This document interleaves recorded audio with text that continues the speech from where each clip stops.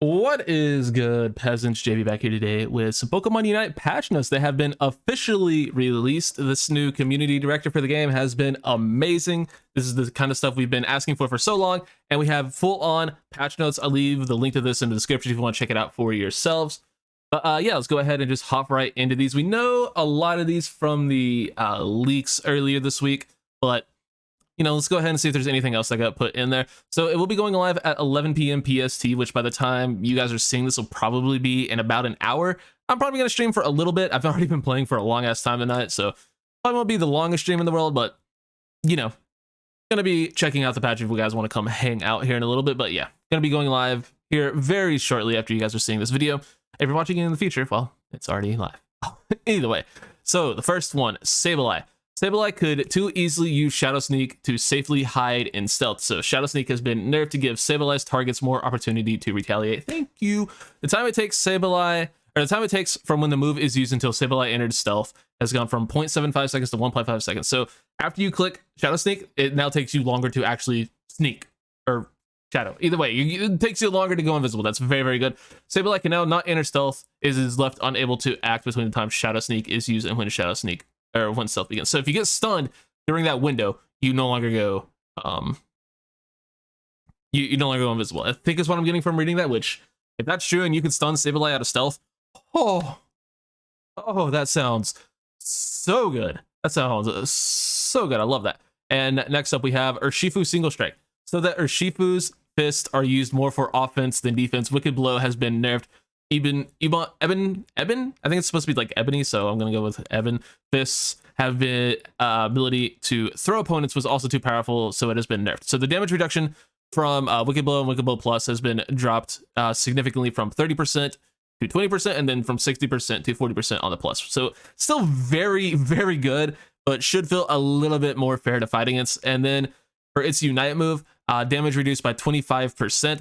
Now, when no direction is designated, Fist deals damage to and throws only the designated Pokemon. So you can no longer hit multiple Pokemon when you are single targeting this thing, which is great. That is very good because knocking up like an entire team with this Pokemon's Unite move was absolutely absurd and completely broken. So changing that is very nice. Now we have URSHIFU Rapid Strike style, which honestly, guys, this Pokemon I already didn't think was that bad, and I think it's going to be pretty damn good. I think URSHIFU Rapid Strike is going to be very, very, very, very solid. Expect videos on that to come very soon. I really, really like this Pokemon's playstyle, but the boosted attacks and Surging Strikes have been buffed so that URSHIFU can continue attacking without interruption. Flowing Fist too long to reach its full power, so it has been buffed. So every basic attack, every boosted basic now reduces your cooldown by 2 seconds instead of 1.5 seconds. That is so nice. And on top of that, they also lowered Surging Strike's cooldown from 13 seconds to 11 seconds. So not only are you getting more cooldown reduction from your boosted basics, which every time you click Surging Strikes, you get a boosted basic, your Surging Strikes is also just on a lower cooldown. So you're going to be using it constantly. And it is such a good move. You have such great mobility. URSHIFU Single Strike or a Rapid Strike is here, and I'm all for it. And now for its Unite move, Flowing Fist, the number of times the user needs to deal damage in order to increase the follow-up attacks consecutive blows by 1, so from 3 to 2. So it's easier to get your hit combo higher, which is nice. All right, so for Sizzler, the mobility and attack power of Sword Sense was too strong, so it has been nerfed. They increased the cooldown from 5 seconds to 6 seconds, so a full second increase on the cooldown, and the attack increase has been dropped from 15% to 12%. Seems pretty fair for Sizzler. I don't really think it was too broken on Sizzler, but making the character a little bit more in line is fine. This is where we this is really why Sword Sense got nerfed, and I wouldn't be surprised if there's like something in their coding that makes it hard to nerf one of these Pokemon without nerfing the other. That might be why. That's just a conspiracy theory. Can be completely made up. Either way, Scyther's mobility was far too high throughout the battle, so Dual Wing Beat, Sword Sense, and Green Illusion Dive have been nerfed. I don't know if mobility was the issue. I don't know if mobility was the issue, but it's something. So Dual Wing Beat had its cooldown increase from 5 seconds to 6 seconds. Still going to do a lot of damage, still going to get a lot of resets. I think it's probably still going to be pretty good. And then Sword Sense cooldown has been increased from 6 seconds to 7 seconds, so it's even longer than Sizzler, so that's nice. And then it gets the same attack increase from 15% down to 12%, so Sword Sense won't be as good. Double Hit was already pretty good on Scyther. Probably just going to run that to get resets and stuff, so I think Scyther's probably still going to be pretty good. However, Green Illusion Dive, the stage 1 area effect reduced by 30%, and the stage 2 dash distance reduced by about 20%. I don't know what the hell that means. So you probably have to be a little, you're probably not going to be able to drag your clones in from as far away or dash from, or really, I don't know what it's going to mean. They didn't nerf the damage. It's still going to delete people. It's still going to be really good. Yeah, I think Scyther's still going to be pretty solid. It may not be completely overpowered, assuming they fix the buffs that, or they fix the bugs that were allowing you to get even more dual wing beat resets. So if that's fixed, then it might be pretty good, but they didn't really nerf damage aside from Swords Dance, which you could just run double hit. It was already good. So I think Scyther's probably still going to be quite solid. Mr. Mime has been able to contribute to greatly in battle from start to finish. To reduce Mr. Mime's capability in the second half of battle, Confusion, Power Slap, and Showtime have been nerfed. So Confusion's damage reduced by 15%, additional damage dealt when opposing Pokemon hit obstacles was not adjusted. So you still stun people into a wall, you're still doing a lot of damage. That's a good thing, because we're kind of getting to the point where Mime might be nerfed out of the meta. Hopefully not, but maybe that'd be okay. I wouldn't be too upset with that. Next up, we have Power Slap. Movement speed increase when linked to ally Pokemon from 15% to 10%. That's a really nice nerf. And then the HP restoration when linked to ally Pokemon reduced by 15%. My God. Okay, so it's really not a healer.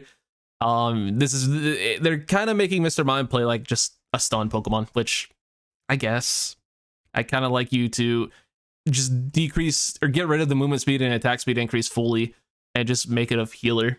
I'd be okay with that. Just make it Mercy Beam. Instead, it's both Mercy Beams at once. So yeah, they didn't touch the attack damage increase you get from Power Swap, which, okay. And then they reduced the damage of Showtime by 10%. I don't think that's a big deal. I mean, you didn't really use Mime Unite for damage. You could use it sometimes to delete a squishy that was already low, but it was more so to just keep people from clicking moves, and it's still going to be really good at that. I think Mime probably will still be okay. Barrier's still going to be good. Barrier was seeing more play anyway lately, and then Confusion, you can still stun people into walls, do a lot of damage. And plus, just a point-click stun is going to be good either way. I think Mime will probably still be fine, but just not quite as overpowered. And they've been doing that for how many patches in a row? Who knows? All right, this is the big one. I think these next are the big ones in the way. I think Moonlight is going to be insane. So Moonlight and Gravity have been buffed so that Clefable can more easily protect its allies. HP restoration increased by 15% on Moonlight. That is a massive number. That is a massive number. And Clef was already a really good healer in team fights, in big, team-wide fights. You could heal all of your teammates at once for your max health, or for all of your healing was spread equally. Oh my God, it's so much healing. That is going to be ridiculous. Clef is going to, things just aren't going to die. I don't even want to think about it, but Trio Q. You want to win every single game, run T-Tar, Blissey, and Clef. You won't lose. It's literally impossible to lose on that build. Oh my God, that's so much healing. And then Gravity, the time that opposing Pokemon are left unable to act went from half a second to a full second. So you're stunned longer in Gravity. That's fine. Gravity is kind of hit or miss. I think it's fine, but whatever. I think this is the last one. Oh, okay, we have some Dragon Pulse stuff too. So Hoopa. Phantom Force has been adjusted to make it easier for Hoopa to warp freely. Hyperspace Hole has been buffed because his ability to give an advantage had decreased. And then Rings Unbound was buffed so that it could be more easily timed. So Phantom Force, the move now targets a designated location instead of a designated Pokemon's location. That's weird, but I guess it's good. Yeah, I'm trying to think how Phantom Force worked. I mean, yeah, you did have to target something. Okay, that's really good then. Yeah, that's a really nice buff. I like that a lot. And then Hyperspace Hole's cooldown decreased from 12 seconds to 10 seconds. Nice, get it more often. Cooldown before ally Pokemon can return from warp location decreased from 15 to 10 seconds. So your teammates can use your holes more often, which is very, very nice. Cooldown before Hoopa and ally Pokemon can start recovering HP from half a second to 0 seconds. So you just start healing immediately upon entering base. That is so massive. That is so massive. Oh my God. And then it's got its Unite charge reduced by about 15% for the amount needed. That is also insane. Hoopa always had one of the best Unite moves in the game. Still, even though it's barely played, so it had a very, very, very good Unite move. And you get it more often now. Oh my God. Energy Amp Hoopa is back in a big way. I already loved running double band Energy Amp or Muscle Scarf Energy Amp. Like, that is already a good build. And or Muscle's Choice Specs Energy Amp. I play a lot of Hoopa. Or I used to play a lot of Hoopa. And yeah, that is a massive change. Hoopa meta's back, boys. And then last but not least, we have a buff to Dragapult's Shadow Ball. Damage increased by 12% for both Shadow Ball and Shadow Ball Plus. That's kind of a big number, but I don't think it'll be too big of a deal. Dragapult was already really good on both of its builds with either Phantom Force or Dragon Dance. Dragon Breath is still fine, so getting Shadow Ball a little bit more in line with the rest of that is pretty cool. I'm cool with it.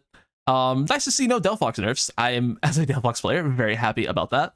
I get, you know, some people really wanted to see some Delphox nerfs. Some people really want to see Buzzwole nerfs. I think Buzzwole's bad, but that's a hot take I have. I don't really have any complaints about this patch at all. A lot of good stuff in here. A lot of very nice changes and a lot of good quality of life plus. I think Clefable is a huge winner of this patch. Clefable is going to be a beast. Hoopa's a huge winner. And then URSHIFU Rapid Strike is just going to be good. I think URSHIFU Rapid Strike is going to be a lot better.